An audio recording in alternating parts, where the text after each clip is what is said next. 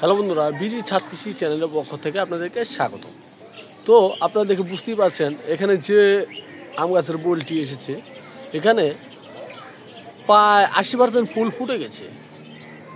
এই বোলটাও লক্ষ্য করুন, ফুটে গেছে। এবং এখানে সামান্য পরিমাণ কিছু ফুল ফুটেছে, এবং কি এখানে আবার দেখা যাচ্ছে যে বোল বেরোতে শুরু করেছে। এখানেও কিছু দাঁড়িয়ে গেছে, কিন্তু এখনও ফুল ফুটেনি। তো এই সময় আমরা যে বুল কাজটি করে থাকি, এবং এই বুল কাজটি করার ফলে আমাদের গাছের ফুলগুলো সম্পূর্ণ ঝরে পড়ে যায়। এর ফলে গাছে কোনো ধরনের ফল টিকে না। সেটা কী কারণে হতে পারে, সেটা আমরা ভুল করে থাকি। সাধারণত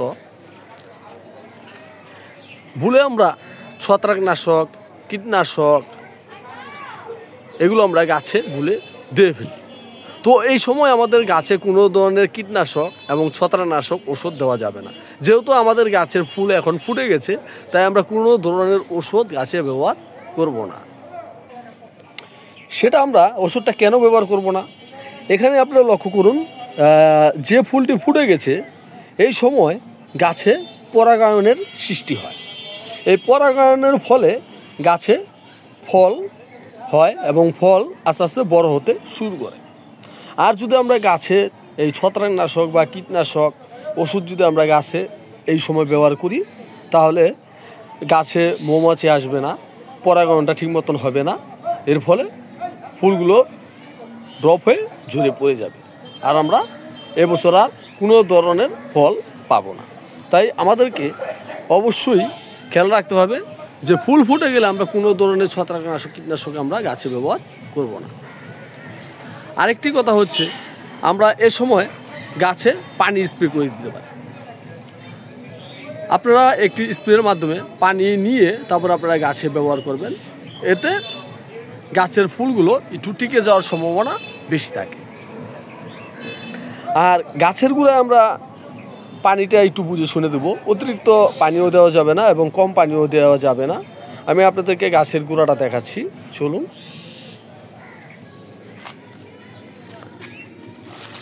তো দেখুন বন্ধুরা, আমার গাছের গোড়াটা আপনারা লক্ষ্য করুন। এটা হচ্ছে গাছের গোড়া। গাছের গোড়াটা একটু শুকিয়ে গেছে, যেহেতু এটা ছাদ বাগানে আমাদের এই টপের মধ্যে সকাল বিকাল দুইবার পানি দিতে হয়। আপনারা দেখে বুঝতেই পারছেন এটা বেশি একটা বড় নয় টপটি। এর মধ্যে এই আম গাছটি দাঁড়িয়ে আছে, দেখুন। তো আমাদেরকে এখন পানি দিয়ে দিতে হবে। দেখে বুঝতেই পারছেন যে এখান দিয়ে একটু মাটিটা শুকিয়ে গেছে। যদি এই রকম শুকিয়ে যায় তাহলে গাছের ফলগুলো ঝরে যাওয়ার সম্ভাবনা বেশি থাকে। তাই আমাদেরকে অবশ্যই সকাল বিকাল গাছের গোড়ায় পানিটা দিয়ে দিতে হবে।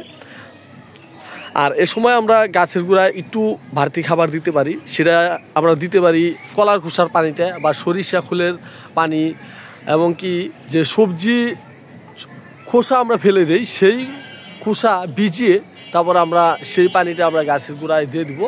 এতে গাছে শক্তি পেয়ে যাবে। এই শক্তির ফলে গাছে ক্যালসিয়াম হবে।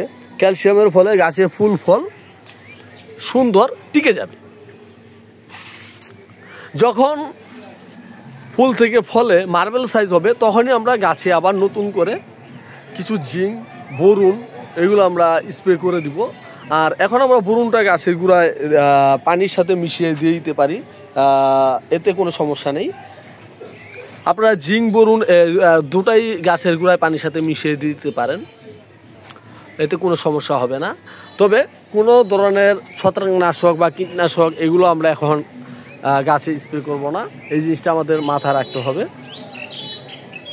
তারপরে যখন মার্বেল সাইজ হবে তখনই আমরা গাছে নতুন করে আবার স্প্রে করা শুরু করব।